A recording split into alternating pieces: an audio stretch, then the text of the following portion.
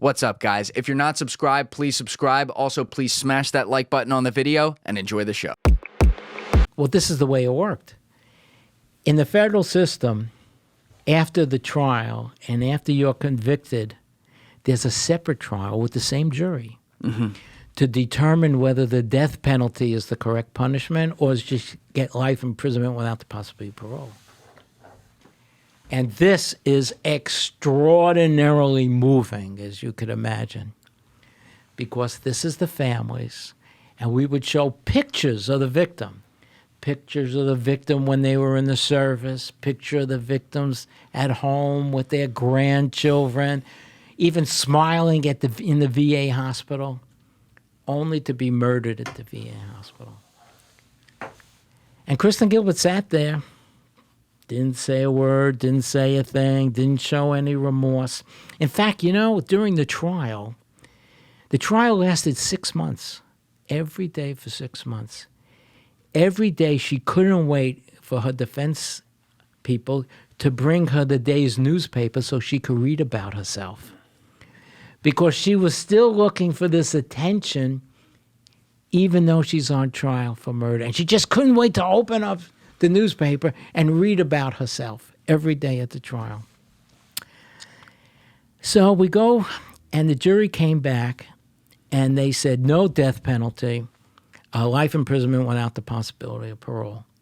And we were actually fine with that because, she's a mom. She had 2 kids. I'm not going to bring anybody back if you execute her. You know what I mean? I don't know how I'd feel if it was my dad that was murdered. Maybe I would want the bitch to be executed, to tell you the truth. I might actually feel that way. But we didn't feel that way. We didn't really feel that way. And you wouldn't know it, though, by reading the newspapers because they pictured us as bloodthirsty Gestapo trying to execute her in the town square. And believe me, nothing could be further from the truth. How many people did you suspect her of killing? Over 30. And, this is interesting because about a month ago, I got a call. From a daughter of a patient who was at Northport when Swanger was there. I mean, she calls me up and she goes, Bruce, I think you missed one. I probably missed more than one, to tell you the truth. And she laid out the story. There's nothing I could do now all these years later. I mean, there's no more evidence, everything. Nothing I could do now, but it's incumbent upon the investigative team to grab the very best cases they can and concentrate on those cases and make those cases. But is that the total universe of people that they murdered in the hospital? I doubt it. In fact, many medical serial killers, when it's all over, and even if they want to cooperate, they can't remember themselves who they killed because they killed so many people they can't even remember. Right. I mean, this fellow in Germany admitted to killing over 100 people. He can't remember all their names, when it happened. Who was that? The detail, Niels Hogel. Is that a case you consulted on? Yes, that's the case in Germany. So what happened there? Oh, he was convicted, and the German police did an incredible job. And here's an example of Hospital 1 suspected something. They never said anything to Hospital 2. They never said anything to Hospital 3. And then finally, he was caught through brave whistleblowers, even though the first hospital and the second hospital had done an internal investigation and they suspected something. They were so happy to get rid of him. See, this is not just in the U.S. or the VA. This is worldwide. He admitted to killing over 100 people. We think he actually killed closer to maybe 300.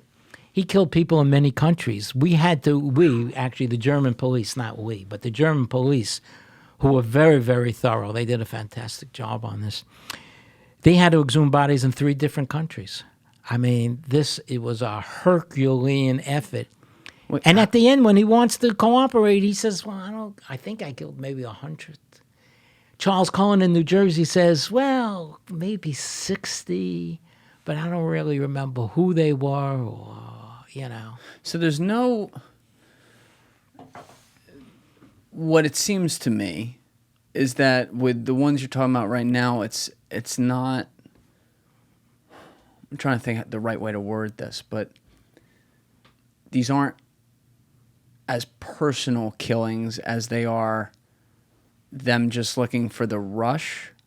Does that make sense? Now, you see, now look, it depends. Because like I say, not every size fits all. Right. Okay?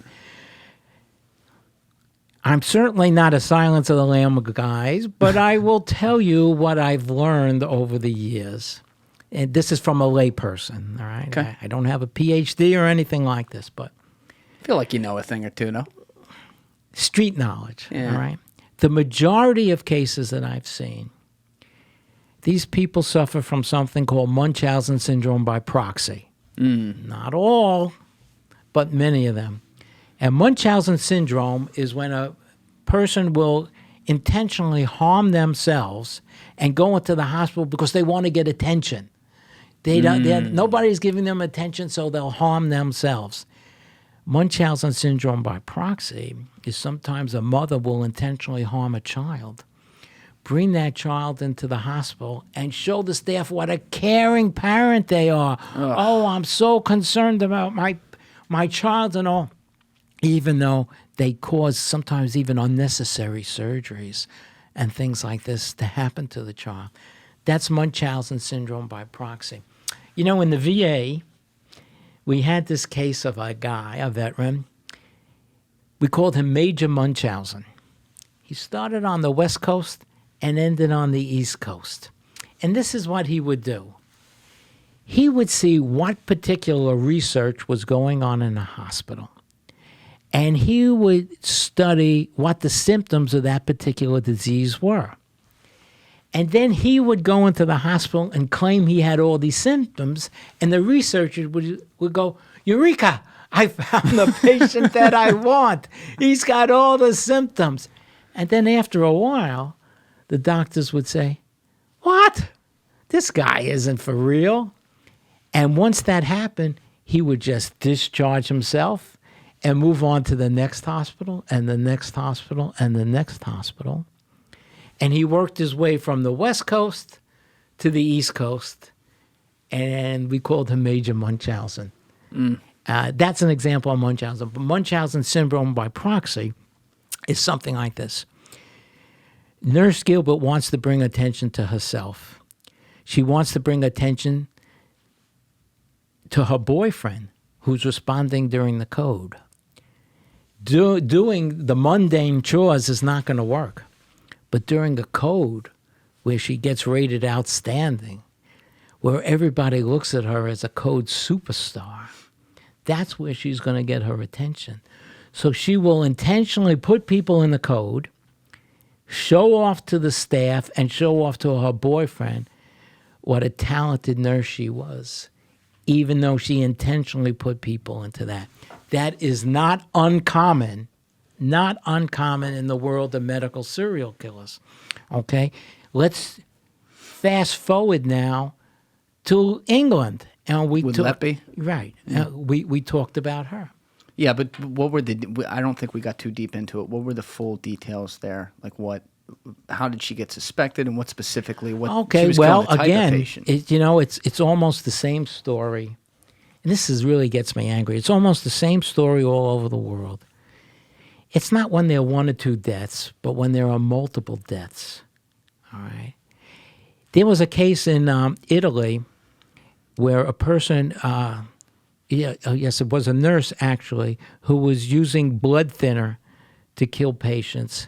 And the story began with, after there was a statistical anomaly that showed 14 deaths. A statistical anomaly. Well, how would you like to be a statistical anomaly? How would you like somebody in your family to be a statistical anomaly? But this is what happens.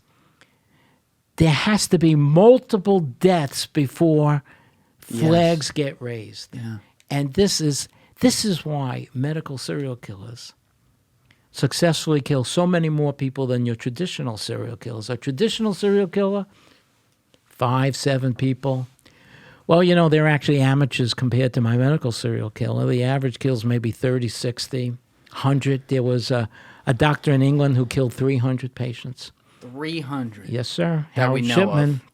That we know of. That's right. Harold Shipman over 20 years. So this is such a terrible, terrible thing because so many people have to expire. Now, we were getting back to the reason why did these people do that? Well, ask yourself this question. If you're so inclined to commit a series of murders, what profession and what location might you choose? Well, certainly you want a profession where you have the power of life and death over an individual. Yep. And we know what professions have that power. Some serial killers have masqueraded themselves as police officers or security guards, but what other profession do we know has that power of life and death? Place of trust in, right? Yeah. Don't you want to work in a profession where people have taken an oath to save lives? There's that Hippocratic oath. The nurses have something called the Florence Nightingale oath. It's the same thing. These people have dedicated themselves to saving lives. And the overwhelming majority of healthcare professionals are the most honest, hardworking, dedicated, compassionate people on the face of the earth. That's where I want to hide.